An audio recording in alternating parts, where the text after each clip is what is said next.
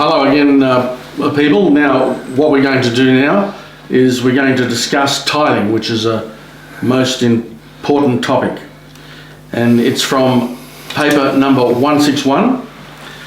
Tithing is common to many religions. Some leaders have made high demands on their followers, even preaching up to 3 separate tithes at a time. This paper investigates tithing in the Bible and draws conclusions relevant to Jews and Christians today. Persons who have paid 3 tithes are in for some pleasant surprises. You won't believe how much money you'll save. It is truthful, and we'll now hand over to Wade. Thanks, Roger. Tithing is a system set by God in the law, and it's God's position, God's money, God's produce. So it's not a matter of your money. If you don't tithe, you rob God. That's the biblical position, and that's God's view of the position. Now, the increase, the tithe is 10% of the increase of your flocks and your herds and your grain and your income. There is a second tithe, which is for you, so that you can attend the feasts. You can assist others, you can help your family, you can help your friends and relatives, and you can give gifts of that second tithe to the ministry, the Levites who don't have a tithe system, they're dependent upon you, and whatever else you can do. Now, there is a thing called a third tithe. That third tithe is the second tithe in the 3rd year of the Sabbath cycle. Not every 3 years. The Sabbath cycle is a 7-year cycle, and in the 3rd year of that cycle, your second tithe is converted to the 3rd tithe, which is the welfare tithe, and that's placed in the treasury for the welfare of those women, widows and orphans, and the people who are crippled and who are disabled, and various other reasons for which they are on necessitous circumstances. Now, being placed in those circumstances is not a matter of judgment. It's a matter of helping people out of the tithe. The first tithe goes for the administration at the temple, which basically pays for the entire structure of tax and administration. And that's what's supposed to happen, so that you have a 10% flat tax, and the 10% second tithe is your own welfare, so that you keep the laws of God. You go to the feast. There are 3 feasts a year, and when you go to the feast, you make an offering at the beginning of each of those feasts. You don't give 2 offerings a feast.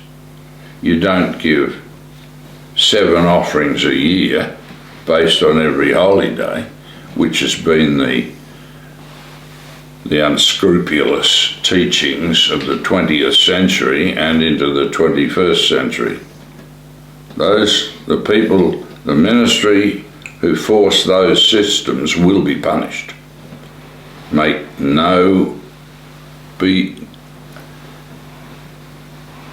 Do not concern yourselves about it all. God will deal with them. Now, there are only 3 offerings a year. There's not one every week, as you get in the Trinitarian churches. There's not, in fact, one of the churches of God, we went to one and they had 5 offerings on the Sabbath, which is, you're not supposed to take up a collection on the Sabbath at any circumstances, right. But they had 5. Now, that just makes a mockery of the laws of God. It is forbidden to take up an offering on atonement under any circumstances, because it was a census tax which Christ paid for when he was executed. His death paid that tax for you. Nobody can pay it for you. It's already been paid, and nobody can give an offering. God says, no man shall give more or less than another at the tax. But the tax was paid for by Christ. So there is no tax on atonement. There's no offering. There's no structure of any passage of funds on the Day of Atonement. It is most holy and cannot be profaned. There is another levy called a teruma levy, which is to assist the administration in the provision of the temple sacrifices, and that will be resumed again under Ezekiel's temple, and you'll see that in the commentary on Ezekiel over the last number of chapters through 9, 10, 11 and 12, parts 9, 10 and 11 and 12. But that we'll be concerned with that when Christ gets here, and the witnesses will give more instructions on that when they're here. We assist along those lines as a poor tax when we feel compelled to do that on an annual basis. So basically, you've seen tithing, you've seen the law. This paper tells you everything about it. It's academically sound. It's correct, and the academics say that it is the correct doctrine on tithing. And many academics publish this or give it to those who are trying to study and find the truth on tithing. And Wade, I know there's some groups out there that have a thing that they call the excess second tithe. And what they say to their people, listen, you collect your second tithe only for the Feast of Tabernacles, because they don't teach the correct idea of the pilgrimage for all the three feasts. Yeah, three pilgrimage feasts. And they say anything you've got left at the end of the Feast of Tabernacles must be sent to the headquarters of the church. And of course, that's absolutely wrong, isn't it? Agreed. It's theft. Right. You cannot be compelled for the second tithe is the families, and it's there for the family to give whatever help they need to give to whoever they need to give it, right, or decide to give it. Right. But it's certainly not excess tithe if you don't spend it. It means that it encourages people to spend unnecessarily at the feasts. Right. And that's not the way it works. Whatever they give in that offering at the beginning of the feast is the problem. But there are 3 feasts, and the most important feast is the Passover, because that has the Lord's Supper, and that is the second sacrament of the church, beside baptism. The second feast is Pentecost, which is part of the Ohm account from the wave sheaf through to the receipt of the Holy Spirit at Pentecost as it was after the death of the Messiah. Right. It is a mandatory feast. It's the third of the great feasts, and everyone must keep it.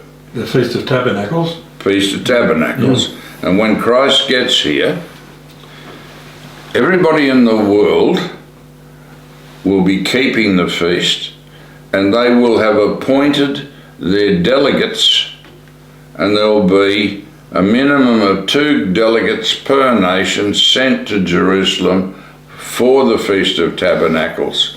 And the purpose of that is to have them briefed on the instructions on the world administration for the next year. Right. And they will come every year, and if they don't go, they will then be punished. The heavens will be shut. They'll get no rain in due season. Zach 14, right. Yes, and the plagues of Egypt will be inflicted on them. Right. So they'll start to die. And then if they don't come the next year, it'll just exacerbate until they all die. Right. And the laws of God are not to be trifled with. There's no wriggle room, is there at all? No. The nexus of the law was broken by Satan so that the world could be tested and he could prove that none of us humans were worth being made into Elohim. That was the purpose of breaking the nexus of the law. That's the purpose of creating insubordination amongst these religions that he created so that they could be diverted from the laws of God and the religion and worship of the one true God under the high priest, who is Messiah. Now that structure is all maintained on the laws governing tithing. And if you don't tithe, and there are many people who don't think they can afford to tithe because they only earn $2 a day or something. If you think like that, you're not one of the elect. You're not in the first resurrection, and I'm afraid you're robbing God, and there's no other explanation for it. Think of the widow's mite. Christ watched the widow place all she had into the offering, into the treasury. So you can't get a greater sacrifice than that. no, it was all of a living. So that says to us that whatever we have, whatever we earn as a net, not on the gross, doesn't matter how little it is, we have to give that 10%. Yes, and all of us do that. And in case you're worrying, we don't get paid. No. No CCG officer is paid, and we tithe under the same laws that the brethren tithe. And Wade, I must say what I found very interesting in this was the understanding of that second tithe, that remains in the person's individual care. Yeah. And is carried over from feast to feast. So if they're at the Passover and unleavened bread at the beginning of the year, and they're keeping that outside their gates as they should, as they would the Feast of Tabernacles, and they have money at the end, they keep that, and that transfers over to the next feast. And if correct. They're second tithing leading up to that feast, so they're topping up what they've already got.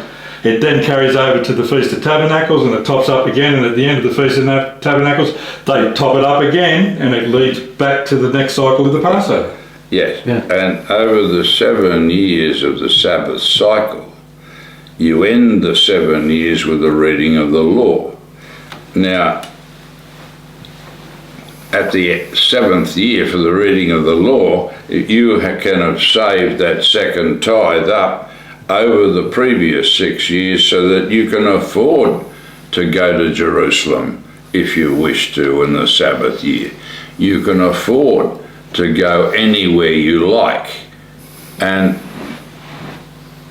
not keeping and accumulating that second tithe prohibits you from going to feasts in an extended basis. Right, could leave you short. Could leave you short. You wouldn't have enough money to take your family to Jerusalem or wherever you want to the capital or some place that the national system has dedicated as a reading of the law, or you can go to another area and the reading of the law based on the tithes that you saved from the second tithe. Right. So look, in short then, those out there that are telling their people, you send me your second tithe, are just outright hypocrites, liars and thieves. Thieves. Right. That's what they are. To do that to the brethren, you're just rendering them to the who's. And that's Ezekiel 34, and that's why they're punished. And in these last days, that's why the brethren are judged on how they treat each other. Right. And that's the principle of brotherly love in the Church of the Philadelphians. And look, people, how we'd like to teach you or treat you, go and read this paper. It's Tithing, paper number 161, very important. It'll open your eyes up to actually the structures that some of you are stuck in and how false they really are. Thank you, Wade. Thank you, Wade. Good, Dylan.